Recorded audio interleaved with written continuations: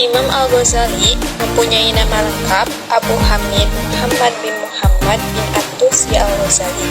Beliau lahir pada tahun 450 Hijriah atau 1056 Masehi di Ghazaleh, suatu desa dekat Tus.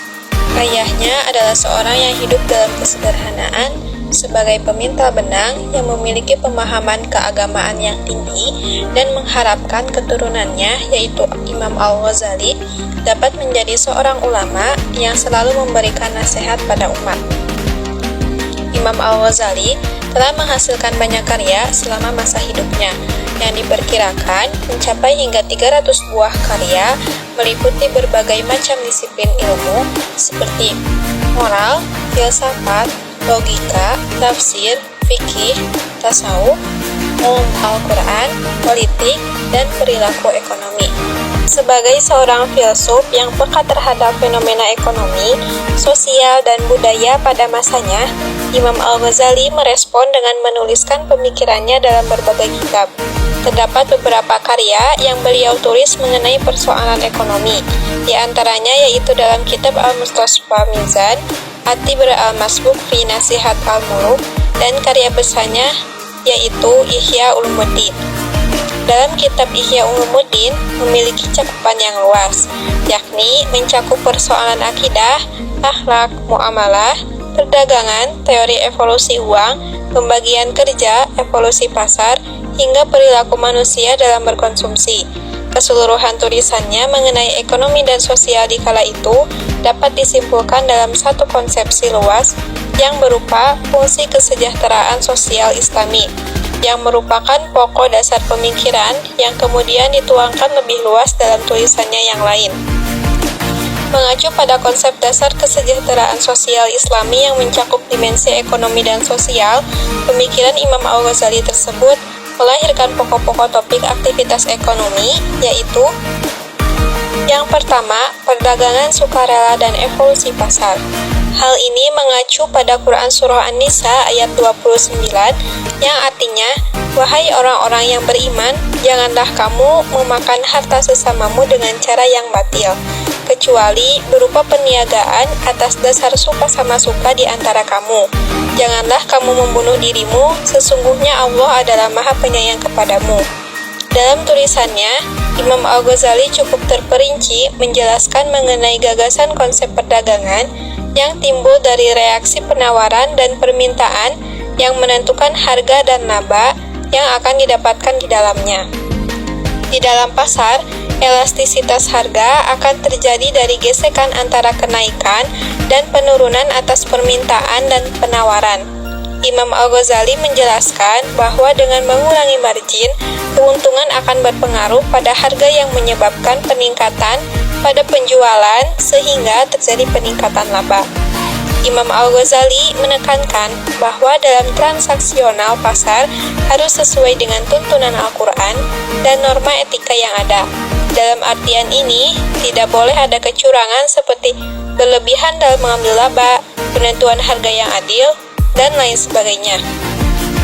Kejujuran dan saling rela merupakan pokok utama dalam melakukan kegiatan ekonomi. Yang kedua yaitu aktivitas produksi.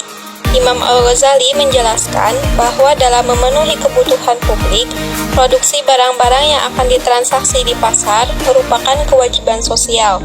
Artinya, jika ada sekelompok masyarakat yang berkecimpung di dunia usaha untuk memproduksi kebutuhan masyarakat lainnya, maka kewajiban seluruh masyarakat lain telah terpenuhi. Pemikiran Imam Al-Ghazali terkait aktivitas produksi memiliki relevansi dengan kajian ekonomi kontemporer sekarang. Misalnya, industri dasar memiliki peran penting untuk memenuhi kebutuhan dasar masyarakat seperti pemenuhan kebutuhan akan sandang dan pangan yang didukung dari aktivitas agrikultur, tekstil, konstruksi, dan lain-lain. Barter adalah transaksi dasar yang dilakukan oleh pelaku pasar sebelum dikenalkannya uang sebagai alat transaksi jual-beli. Dengan menggunakan uang sebagai alat tukar, dapat mengurangi persoalan yang timbul dari barter. Imam Al-Ghazali menjelaskan bahwa transaksi barter memiliki kelemahan, yaitu tidak adanya kesamaan nilai yang standar, keterpisahan antar nilai barang, dan tubruknya keinginan ganda. Abu Yusuf memiliki nama lengkap Yaqub bin Ibrahim bin Habib al-Ansori al-Jalbi al-Kufi al-Baghdadi. Beliau lahir pada tahun 113 Hijriah atau 731 Masehi di Kufah. Pemikiran ekonomi Abu Yusuf. Karena beliau pernah menjadi qadhi di Baghdad, maka sebagian besar pemikiran ekonominya membahas tentang masalah keuangan publik, sehingga banyak memunculkan ide-ide yang brilian yang menghasilkan sebuah kebijakan negara, baik itu berkenaan dengan perpajakan, kesejahteraan rakyat, maupun keuangan negara. Sistem administrasi yang profesional harus dimiliki oleh institusi negara, karena hal itu berdampak pada pengelolaan administrasi yang jujur, efektif, dan efisien. Di sisi lain, pada masalah harga dan persediaan barang, Abu Yusuf berpendapat bahwa perubahan sebuah harga itu tidak hanya bergantung pada sisi demand, namun juga kekuatan supply juga ikut berperan. Abu Yusuf juga menegaskan bahwa pengawasan yang masif terhadap petugas pengumpul pajak adalah mutlak, sehingga mencegah tindak pidana korupsi pada keuangan negara. Di sisi lain, pembangunan infrastruktur juga merupakan indikator utama dalam meningkatkan sumber pendapatan negara. Misalnya, fasilitas perdagangan berupa pasar yang memadai akan meningkatkan ritme perputaran keuangan di suatu negara, dan juga kebutuhan masyarakat akan terpenuhi dengan baik. Ibnu Khaldun memiliki nama lengkap Abdurrahman bin Muhammad bin Khaldun al-Hadrami, dikenal dengan panggilan Waliyuddin Abu Zaid, Wali al-Quda. Beliau lahir tahun 732 Hijriah di Tunis.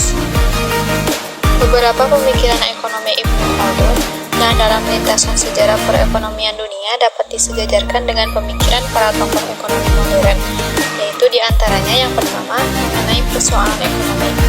Soal-soal ekonomi ini dibicarakan oleh Ibnu Khaldun di dalam bukunya Al-Muqaddimah bagian kelima. Motif ekonomi timbul karena hasrat manusia yang tidak terbatas, sedang barang-barang yang akan memuaskan kebutuhannya itu sangat terbatas. Sebab itu, memecahkan soal-soal ekonomi harusnya dipandang dari dua sudut, sudut tenaga dan dari sudut penggunaannya. Yang kedua, mengenai soal-soal ekonomi dalam 33 pasal, yaitu yang pertama mengenai pasal 2 mengenai pembagian rencana-rencana ekonomi kepada dua golongan dengan macam-macam usahanya. Lalu yang selanjutnya yaitu pada pasal 8 khusus mengenai soal pertanian. Pertanian dikatakan oleh Ibnu Khaldun sebagai usaha asli manusia untuk mencukupi kebutuhan hidup sehari-hari, terutama makan, dan pasal-pasal lainnya. Lalu yang ketiga yaitu mengenai teori harga dan hukum supply dan demand. Ibnu Khaldun ternyata telah merumuskan teori harga jauh sebelum ekonom barat modern merumuskannya. Sebagaimana disebut di awal, Ibnu Khaldun telah mendahului Adam Smith, Keynes, Ricardo, dan Malthus. Analisa supply and demand Ibnu Khaldun tersebut dalam ilmu ekonomi modern diteorikan sebagai terjadinya peningkatan disposable income dari penduduk kota. Ibnu Khaldun merumuskan bahwa peningkatan supply akan menurunkan harga. Sebaliknya, jika terjadi penurunan penawaran akan menaikkan harga. Dalam mengkaji masalah demand, Ibnu Khaldun membahas faktor-faktor penentu yang menaikkan dan menurunkan permintaan. Menurutnya, setidaknya ada 5 faktor, yaitu yang pertama harga, yang kedua pendapatan, yang ketiga jumlah penduduk, yang keempat kebiasaan masyarakat, dan yang kelima pembangunan kesejahteraan umum. Sedangkan dalam konteks supply, faktor-faktor penentunya ada 6. Yang pertama harga, yang kedua permintaan, yang ketiga laju keuntungan, yang keempat buruh, yang kelima keamanan, dan yang keenam tingkat kesejahteraan masyarakat.